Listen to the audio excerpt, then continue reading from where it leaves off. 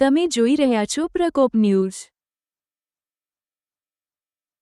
વડગામ તાલુકાના ખેડૂતો આજે ખેમાણા ટોલનાકા સામે ઊભા રહ્યા।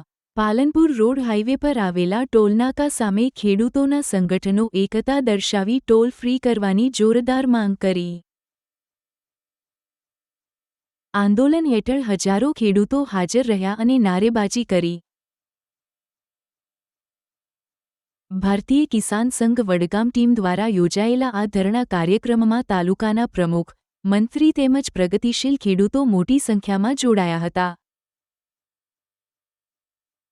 સવારના 10 વાગ્યે હેબતપુર પાટિયા પાસે દેવીમાતા મંદિરેથી શરૂઆત કરી 2 કિલોમીટરની રેલી યોજાઈ। ખેડૂતો ઢોલનગારા સાથે નારેબાજી કરતા ટોલ પ્લાઝા સુધી પહોંચ્યા। આંદોલનની મુખ્ય માંગ 20 કિલોમીટર સુધી ટોલ ફ્રી કરવાની હતી।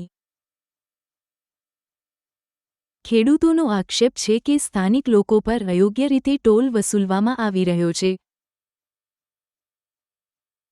સ્થળ પર પોલીસે કડક બંદોબસ્ત ગોઠવ્યો હતો, તેમ છતાં ખેડૂતોમાં ભારે રોષ જોવા મળ્યો।